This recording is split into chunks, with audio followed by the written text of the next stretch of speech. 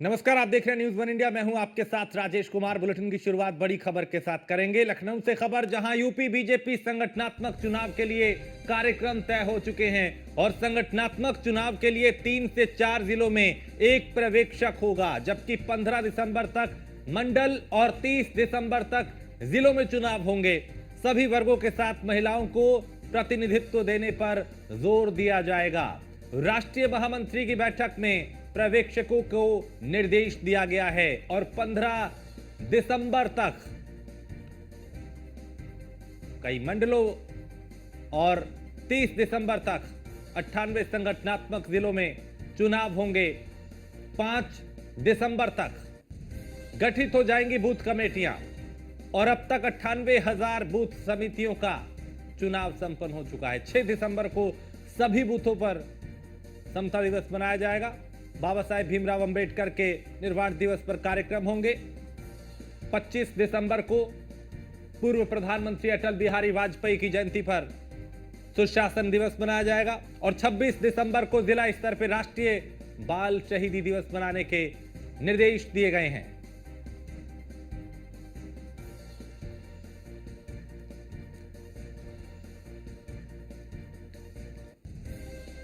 और लखनऊ से एसके वाजपेयी ज्यादा जानकारी के साथ। एसके, चूंकि संगठनात्मक चुनाव को लेके अब कुछ चीजें तय हो चुकी है, कार्यक्रम तय हो चुके हैं।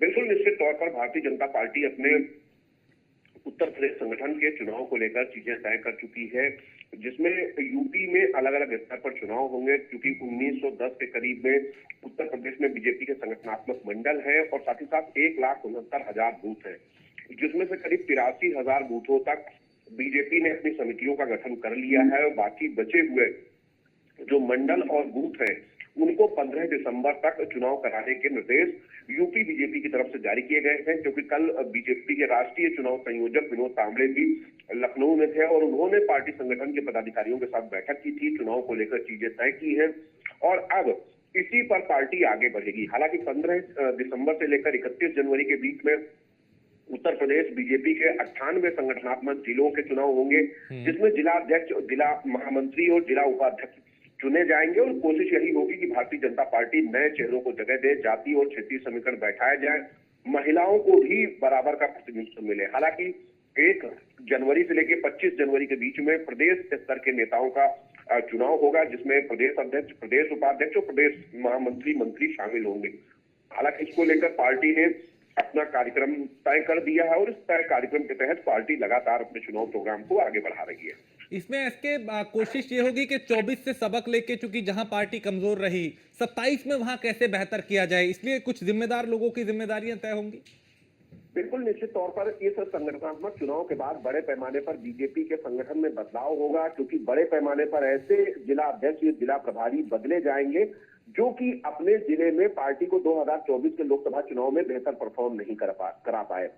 और इसके जरिए से बीजेपी बड़े पैमाने पर नए चेहरों को जगह देगी, खासतौर पर जो क्षेत्रीय और जातीय समीकरण में फिट बैठते हो, जिसमें से एससी, एसटी, ओबीसी और महिलाओं को भारतीय जनता पार्टी इस बार ज्यादा प्रतिनिधित्व अपने संगठन में देने वाली है, जिसको लेकर बीजेपी ने अपनी रणनीति बनाई है। क्योंकि जिस तरीके से विपक्ष लगातार पीडीए के नारे को कहीं न कहीं मजबूत करने की कोशिश कर रहा है, तो पीडीए की काट के लिए बीजेपी अपने संगठन में एससी, एसटी, ओबीसी और महिलाओं को ज्यादा तरजीह देगी, ताकि ज्यादा से ज्यादा जो सदस्य हैं वो इस वर्ग से आ सके, महिलाओं को भी प्रतिनिधित्व मिल सके, ताकि विपक्ष के पीडीए की काट बीजेपी अपने संगठन के इस चुनाव के जरिए कर सके।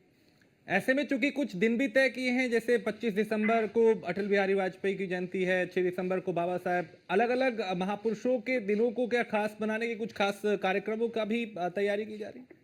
बिल्कुल तौर पर पार्टी ने संगठनात्मक ढांचे को मजबूत करने के साथ ही कुछ कार्यक्रम भी तय किए हैं, जिसमें बाबा साहब अम्बेडकर के परिनिर्वाण दिवस पर 6 दिसंबर को प्रदेश के सभी 1,69,000 बूथों पर कार्यक्रम आयोजित करने के निर्देश दिए गए हैं। हालांकि 25 दिसंबर को अटल बिहारी वाजपेयी की जयंती पर सुशासन दिवस मनाने के निर्देश हैं, जो संगठनात्मक तौर पर मनाया जाएगा और 26 दिसंबर को राष्ट्रीय स्तर पर जिला बाल शहीदी दिवस मनाने के निर्देश भी पार्टी की तरफ से जारी किए गए हैं। इनके जरिए पार्टी संगठन के नेताओं को एक मैसेज भी देगी और कहीं न कहीं इसके जरिए अपने संगठनात्मक ढांचे को मजबूत करने की कोशिश भी होगी और इन महापुरुषों के जरिए भी कहीं न कहीं बीजेपी एक बड़ा मैसेज उस वर्ग के वोटर को भी देगी। ठीक है, आप मेरे साथ बने रहिए, कुछ और खबरों पे आपसे जानकारी लेंगे। फिलहाल शुक्रिया।